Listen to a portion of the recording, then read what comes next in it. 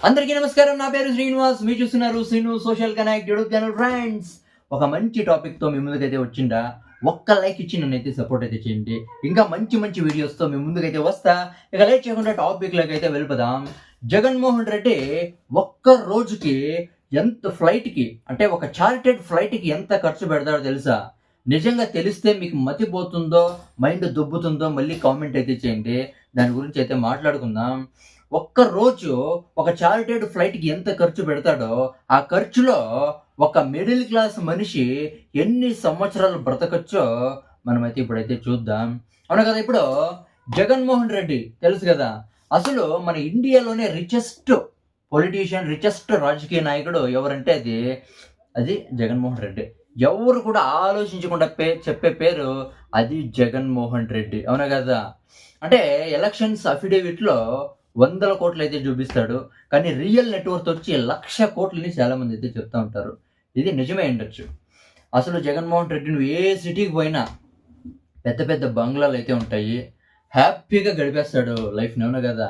ఏ సిటీకి పోయినా బెంగుళూరుకొచ్చినా, తాడేపల్లికి పోయినా, హైదరాబాద్‌కి పోయినా, ఏ సిటీకి పోయినా సొంత బంగ్లాలయితే ఉంటాయి. ఇది అందరికీ తెలిసిండేదే. ఇప్పుడు అంటే జగన్మోహన్ రెడ్డికైనా, చంద్రబాబు నాయుడు నారా లోకేష్ వీళ్ళేమన్నా అమాయకులంటే వీళ్ళ గురించి మళ్ళా అయితే మాట్లాడుకుందాం. మన హైదరాబాద్ నాంపల్లి కోర్టులో అవినీతి కేసులో విచారణ అయితే ఉంది. దానికోసం జగన్మోహన్ రెడ్డి ఒక లగ్జరీ చార్టర్డ్ ఫ్లైట్‌నయితే బుక్ చేసుకున్నాడు. బుక్ చేసుకున్న తర్వాత ఆ చార్టర్డ్ లగ్జరీ ఫ్లైట్ బెంగుళూరు నుంచి విజయవాడ గన్నవరం ఎయిర్‌పోర్ట్ వరకు ఖాళీగా అయితే వెళ్ళింది. తర్వాత అక్కడ జగన్‌ని ఎక్కించుకొని హైదరాబాద్ బేగంపేట్ ఎయిర్‌పోర్ట్‌లో అయితే దింపింది. తర్వాత జగన్మోహన్ రెడ్డి అంటే ఆ నాంపల్లి కోర్టులో విచారణ అంతా జరిగిన తర్వాత వాళ్ళమ్మ దగ్గరికి పోయి, వాళ్ళమ్మని మాట్లాడి విశ్రాంతి అయితే తీసుకున్నాడు. అదంతా పక్కన పెడితే ఎంత అంటే లగ్జరీ ఫ్లైట్ బుక్ చేసుకున్నాడు కదా! దానికి రేట్ ఎంత తెలుసా? గంటకొచ్చి రూ. 8,00,000.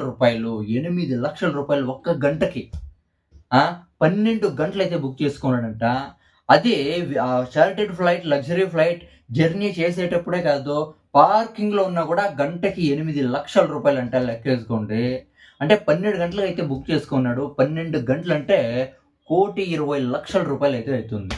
ఒక మిడిల్ క్లాస్‌లో ఉండే ఒక మనిషి 1,20,00,000 సంపాదించాలంటే లైఫ్ అంతా సరిపోతుంది. ఇంకొంతమంది పేదోళ్ళైతే నువ్వు ఎంత సంపాదించినా అసలు రూ. 1,00,00,000 మొఖమే కనపడదు. అవునా కదా! అలాంటిది చూసుకోండి జగన్మోహన్ రెడ్డి సాలరీ ఎంత? నెలకి 50,000. సంవత్సరానికి ఎంత? 6,00,000. 1,20,00,000 సంపాదించాలంటే జగన్మోహన్ రెడ్డికి ఎంత టైం పడుతుంది? 20 సంవత్సరాలైతే పడుతుంది. అంటే ఇప్పుడు జగన్మోహన్ రెడ్డే కాదు లెక్కలేనంత మంది. అందరూ అదే పనే చేసేది. అవునా కదా! నాకు తెలిసి పవన్ కళ్యాణ్ ఒకరు తప్పితే ఇంక అందరూ రాజకీయాల్లో విపరీతంగా డబ్బులు సంపాదించేకే వచ్చేది. అవునా కదా! అంటే, అంటే ఇప్పుడు చంద్రబాబు నాయుడు, నారా లోకేష్ వాళ్ళంతా ఏమి సంపాదించుకోలేదంటే వాళ్ళు కూడా లెక్కలేని కోట్లయితే సంపాదించుకున్నారు. కానీ ఎప్పుడు కూటమి ప్రభుత్వం అయితే వచ్చిందో అవునా కదా! ఎప్పుడు కూటమి ప్రభుత్వం అయితే వచ్చిందో, ఎప్పుడు పవన్ కళ్యాణ్ ఎంట్రీ అయితే ఇచ్చినాడో అప్పటినుంచి ఆంధ్రప్రదేశ్ భవిష్యత్తే మారిపోయింది. డెవలప్‌మెంట్ బాగా అయితే జరుగుతుంది. ఇక్కడ చంద్రబాబు నాయుడు, తర్వాత నారా లోకేష్ వీళ్ళు కూడా ఒక మంచి రాజకీయ నాయకులుగా అయితే మారిపోయినారు. మనకు తెలుసు. అవునా కదా! కానీ పవన్ కళ్యాణ్ అయితే నిజంగా ఉండే ఆస్తిని కూడా అమ్ముకొని పేదలకైతే పనిచేస్తా ఉన్నాడు. దీంట్లో నేను చెప్పిందేమి అబద్ధమా లేదా మీరైతే కామెంట్ అయితే చేయండి. నా ఎక్స్‌ప్లనేషన్ ఏమన్నా ఇస్తే నా వీడియోని లైక్ చేయండి, షేర్ చేయండి, సబ్స్క్రైబ్ చేయండి. Bye bye.